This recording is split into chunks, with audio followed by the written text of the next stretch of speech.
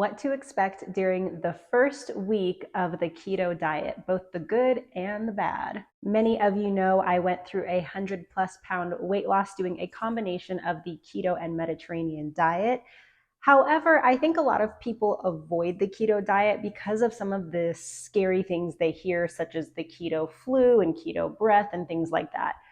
I wanted to take some time to talk to you about things you can expect during the first week of the keto diet and some of those more not so great things, such as the keto flu, how to just avoid that completely. So, if you are thinking about starting the keto diet, go ahead and get comfy and let's talk about what to expect. Let's start off on a positive note. The first week on the keto diet, you can expect some pretty rapid weight loss. The first week most likely is going to be the week where you lose the most amount of weight in that week period. Now, the majority of that is going to be water. For every 1 gram of carbohydrates you eat, your body stores about 3 to 4 grams of water. Well, if all of a sudden we are severely limiting those carbs, we are not holding on to the same amount of water and we shed a lot of the water we're holding on to. So the majority of that weight in the first week is going to be water weight. However, you can still visibly see it on your body. You look smaller, you look tighter. It definitely makes a difference. Also, the more fat adapted your body becomes over the first couple of weeks, you really do start to see that weight fall off rather quickly during the first few weeks. And you will continue that weight loss, but on a more steady pace. But I do think during a weight loss journey, it is really encouraging to see that rapid weight loss in the beginning, even though it will eventually kind of even out and be more of a slow, steady pace. But in that first week, definitely expect to lose quite a few pounds. I think for me, my first week on the keto diet, I lost 7 pounds. Again, most of that is water weight, but still, it makes you feel pretty good. Like it keeps you very, very motivated. So rapid weight loss on week 1, definitely expect that. Just make sure to drink plenty of water because, like I said, you don't have those carbs anymore to help you hold on to water. So definitely stay hydrated. The next thing you can expect is kind of a good and bad. It is increased energy, tons of energy. So much so that you might actually experience insomnia. This did happen to me. Within my first week of keto, it was around day 5 or 6, kind of towards the end of that week. All the way up until then, I was feeling great. I had so much energy. I felt just wonderful. And then it was night 5 or 6. I was laying in bed and just could not go to sleep. I was not tired at all, at all, because I had so much energy. And this is an issue for people because sleep is important. And if you end up staying up till 3 or 4 in the morning because you just can't sleep, and then you have to wake up at 6 or 7 the next day, then you're going to end up feeling tired. So my tip for you, if you find yourself with keto insomnia, try to go the natural route as much as possible.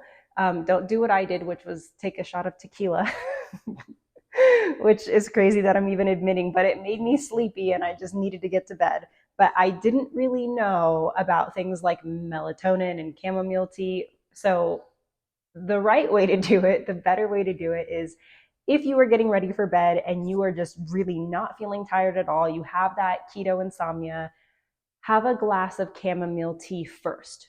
Let's start small. If you have that chamomile tea and it doesn't help you feel tired, it's not enough, then go ahead and take some melatonin. If you combine the chamomile tea with the melatonin, you should feel sleepy enough to be able to fall asleep. Now, if you do that and it's still not working, then by that point, feel free to take some kind of a low grade sleep aid, like a Z-Quil or something like that, then you should be fine. Now, keto does give you high energy for the long term, but the insomnia will not last forever. That's like a 3 or 4 day thing. If you experience it, not everyone does. The next thing you might experience during your first week of keto is keto breath. Now, luckily, this is not something I had to deal with. However, it is very common. You are drastically changing the way you eat and what you eat. And during that first week, you may experience some not so great breath. Now, there's not a lot you can do to fix it. It will go away on its own about a week to 2 weeks in. So, my recommendation for you is just carry gum with you. Just chew on some gum after each meal, and then it'll be totally fine. It'll be taken care of. But as far as specific foods to eat to prevent it, there's really not a lot you can do. You just have to kind of wait it out, keep gum with you, and you should be good to go. It's not that big of a deal, but it is kind of inconvenient. The next thing you can expect on the keto diet during your first week is a noticeable increase in your endurance. So if you are used to going on morning walks or morning jogs, morning runs, if you're somebody who goes to the gym and walks on the Stairmaster or the treadmill or the elliptical or whatever, you will notice once you are fat adapted that your endurance is a lot better than it used to be. The next thing that you may or may not experience during your first week on the keto diet is probably the most talked about, which is the keto flu. So, the keto flu is where you start the ketogenic diet and you start to experience flu like symptoms, like you feel like you are sick. Now, luckily, I did not experience this, but it's because I did my research beforehand and I looked up how to prevent the keto flu. So I'm going to share that with you. But if you experience it, even if you take some preventative measures and for whatever reason you still experience the keto flu, have peace of mind knowing that it will only last a few days. It's not something that will continue on. If you need to, you can just push through it and it will go away. But ideally, we want to avoid this. So, what can you do to avoid the keto flu? Number one, make sure you're drinking plenty of water. Remember what I said earlier in the video, we do not hold on to a lot of water when we're on the keto diet. So, make sure you're staying hydrated. Number two is make sure you are getting enough electrolytes. Make sure you are getting your sodium, potassium, and magnesium. I think on a traditional diet, the standard American diet, we are told to watch our sodium intake. On the ketogenic diet, it's different because we are not holding on to all this water. We tend to pee a lot on the keto diet, which means we are urinating out all the sodium that we are intaking. So it's harder for us to hold on to salt too. So do not be afraid to salt your food. Use high quality salt if possible. Pink Himalayan salt is great. There's also a brand called Redmond's Real Salt. That's good too. Salt your food. Make sure that you are getting plenty of sodium in your diet. This can take a bit of a mindset shift if you are used to avoiding salt. In this case, when you're on the keto diet, you need to make sure you are adding salt to your food. Next would be your potassium and magnesium. You definitely want to make sure you're getting enough of both of those, ideally through food, but if not, feel free to take a supplement. Do whatever you need to do to make sure you are getting your sodium, potassium, and magnesium in. Being deficient in those is the number one cause of the keto flu. So drink lots of water, make sure you get your electrolytes, and then the last tip for avoiding the keto flu is make sure you're eating enough fat. I see this all the time. Somebody wants to start the keto diet. They're used to eating more carbs and less fats. They're eating low fat. And then all of a sudden they start keto and they're like, I'm going to eliminate the carbs, but then they don't increase the fat. So now you don't have enough carbs to really use as fuel, but then you also don't really have enough fats to be using as fuel. So then you're kind of like in this gray area where your body doesn't really know what to do.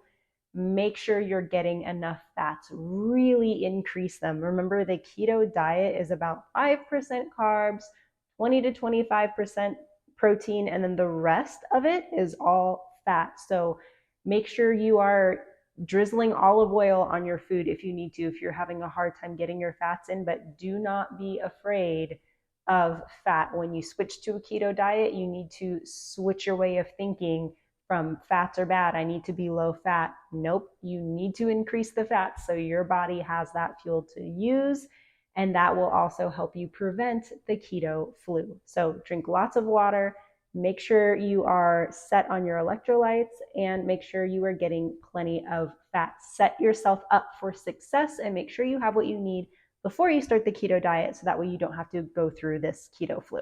The next thing that you can expect during your first week on the keto diet is becoming more in tune with your body. You become much more in tune with your body, and you start to kind of pay attention to things you've never really paid attention to before.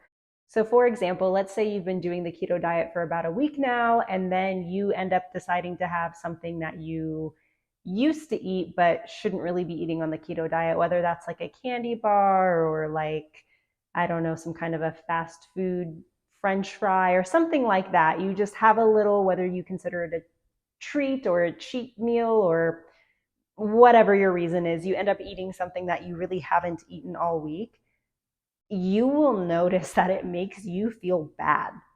Like it will make you feel tired. It will make you feel sluggish. Your stomach might even hurt because it was used to eating so clean.